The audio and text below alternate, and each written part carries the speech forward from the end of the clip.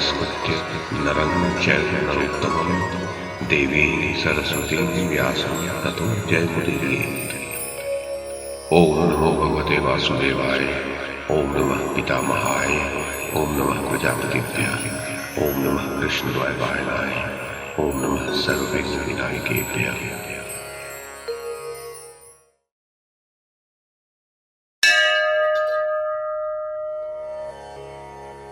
संजय कहते हैं, महाराज धृतराष्ट्र, कौरवों और पांडवों के आपस में भिड़ने से जिस प्रकार महान जनसंहार हुआ वह सब सावधान होकर सुनिए। नरश्रेष्ठ, महात्मा पांडु कुमार अर्जुन के द्वारा सूत पुत्र कर्ण के मारे जाने पर जब आपकी सेनाएं बार बार भागने और लौटाई जाने लगी एवं रणभूमि में मानव शरीरों का भयानक संहार होने लगा, उस समय कर्णवध के पश्चात कुंती कुमार अर्जुन ने उच्च स्वर से सिंहनाद किया।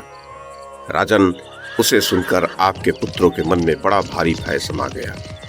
कर्ण के मारे जाने पर आपके किसी भी योद्धा के मन में न तो सेनाओं को एकत्र व संगठित रखने का उत्साह रह गया और न पराक्रम में ही वे मन लगा सके। राजन, जैसे अगाध महासागर में नाव टूट जाने पर नौका रहित व्यापारी उस अपार समुद्र से पार जाने की इच्छा रखते हुए घबरा उठते हैं, उसी प्रकार किरीटधारी अर्जुन के द्वारा दीप स्वरूप सूत पुत्र के मारे जाने पर बाणों से क्षत विक्षत हो हम सब लोग भयभीत हो गए थे।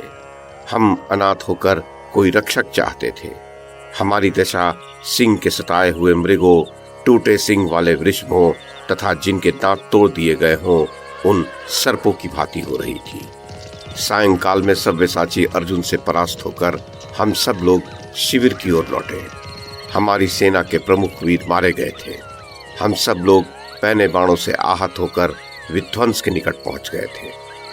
राजन, सूत पुत्र कर्ण के मारे जाने पर आपके सब पुत्र अचेत हो वहां से भागने लगे।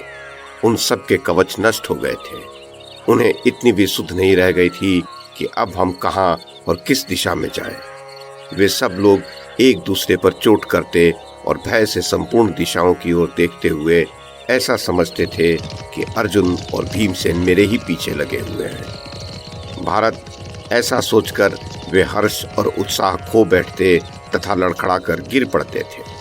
कुछ महारथी भय के मारे अश्वों पर, दूसरे गजों पर और कुछ लोग रथों पर आरूढ़ हो पैदलों को वहीं छोड़ बड़े वेग से भागे।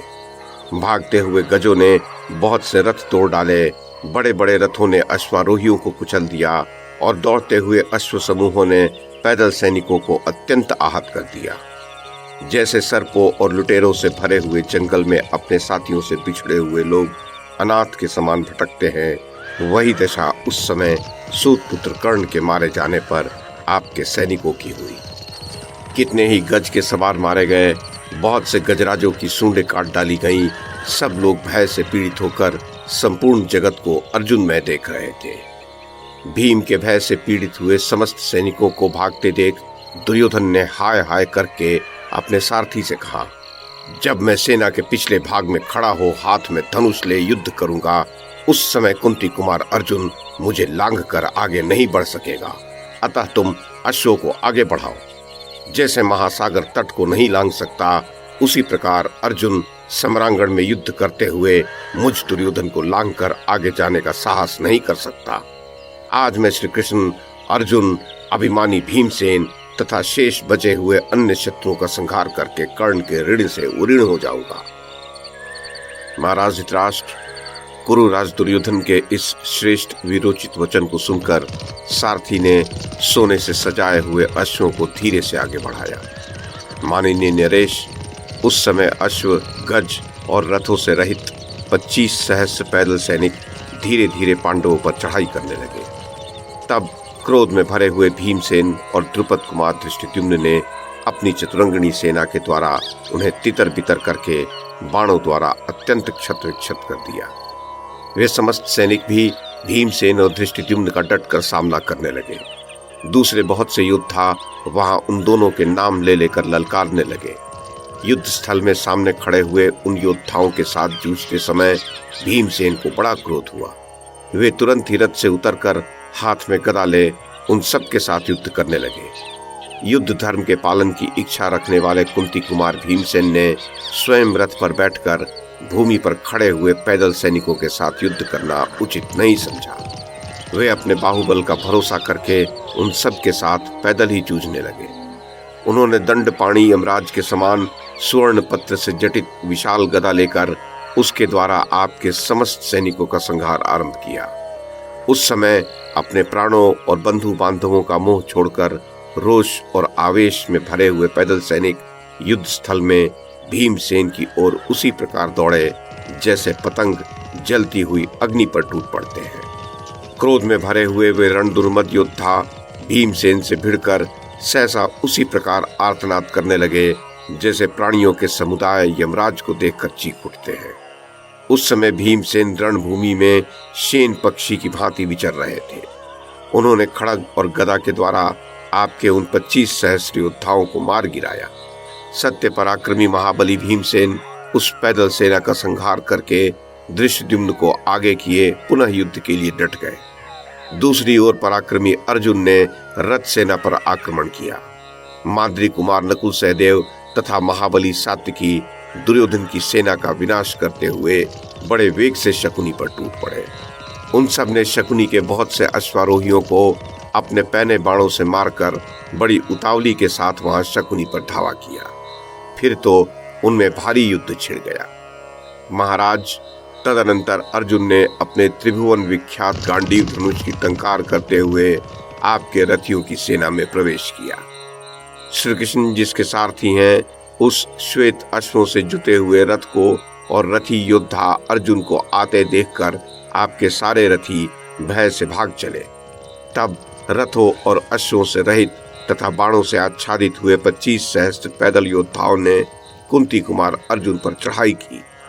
उस पैदल सेना का वध करके पांचाल महारथी धृष्टद्युम्न भीमसेन को आगे किए शीघ्र ही वहां दृष्टिगोचर हुए। पांचाल राज के पुत्र धृष्टद्युम्न महाधनुर्धर, महायशस्वी, तेजस्वी तथा शत्रु समूह का संहार करने में समर्थ थे। जिनके रथ में पारावत के समान रंग वाले अश्व जुते हुए थे तथा रथ की श्रेष्ठ ध्वजा पर कचनार वृक्ष का चिन्ह बना हुआ था, उन धृष्टद्युम्न को रणभूमि में उपस्थित देख आपके सैनिक भय से भाग खड़े हुए। सात्विकी सहित यशस्वी माद्री कुमार नकुल और सहदेव शीघ्रता पूर्वक अस्त्र चलाने वाले गांधार राज शकुनी का तुरंत पीछा करते हुए दिखाई दिए। माननीय नरेश, चेकितान, शिखंडी और द्रौपदी के 5 पुत्र आपकी विशाल सेना का संहार करके शंख बजाने लगे। जैसे सांडों को परास्त करके उन्हें बहुत दूर तक खदेड़ते रहते हैं, उसी प्रकार उन सब पांडव वीरों ने आपके समस्त सैनिकों को युद्ध से विमुख होकर भागते देख बाणों का प्रहार करते हुए दूर तक उनका पीछा किया। नरेश्वर, पांडु कुमार सव्यसाची अर्जुन आपके पुत्र की सेना के उस एक भाग को अवशिष्ट एवं सामने उपस्थित देख अत्यंत कुपित हो उठे। राजन, तदनंतर उन्होंने सहसा बाणों द्वारा उस सेना को आच्छादित कर दिया। उस समय इतनी धूल ऊपर उठी कि कुछ भी दिखाई नहीं देता था। महाराज, जब जगत में उस धूल से अंधकार छा गया और पृथ्वी पर बाण ही बाण बिछ गया, उस समय आपके सैनिक भय के मारे संपूर्ण दिशाओं में भाग गए। प्रजानाथ, उन सब के भाग जाने पर कुरुराज दुर्योधन ने शत्रु पक्ष की और अपने दोनों ही सेनाओं पर आक्रमण किया।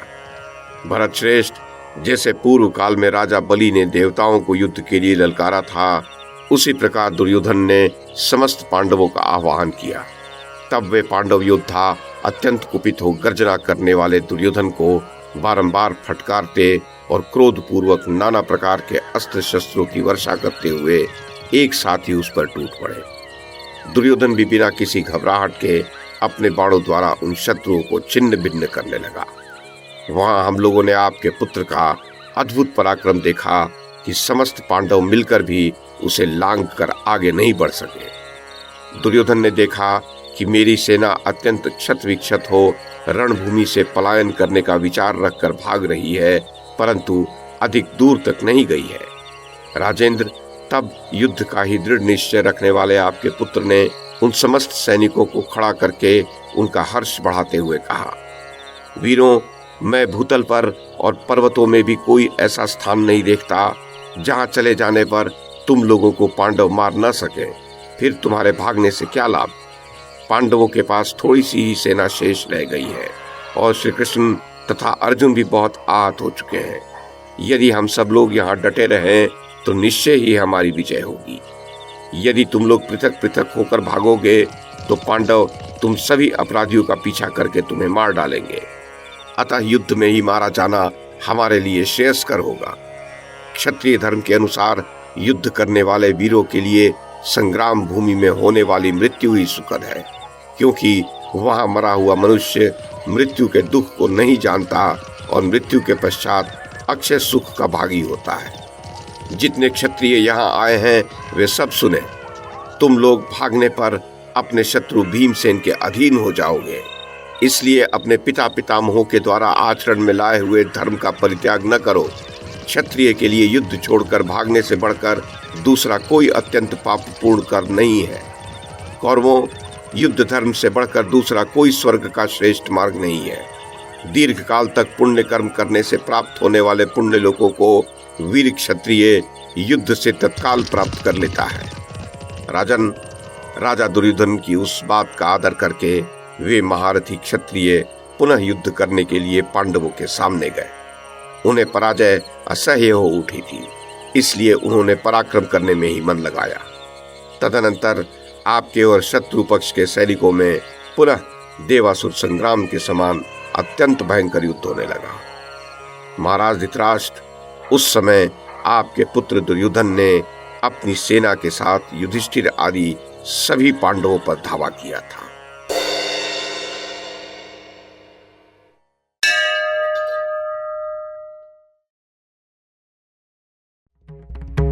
YouTube के माध्यम से महाभारत की कथा को एक श्रृंखला के रूप में प्रस्तुत करने का हमारा ये प्रयास यदि आपको सराहनीय लगा हो तो कृपया इस कड़ी को लाइक और शेयर करें, चैनल को सब्सक्राइब करें और बेल आइकन को दबाएं। साथ में अन्य लोगों को भी देखने के लिए प्रेरित करें। धन्यवाद और नमस्कार।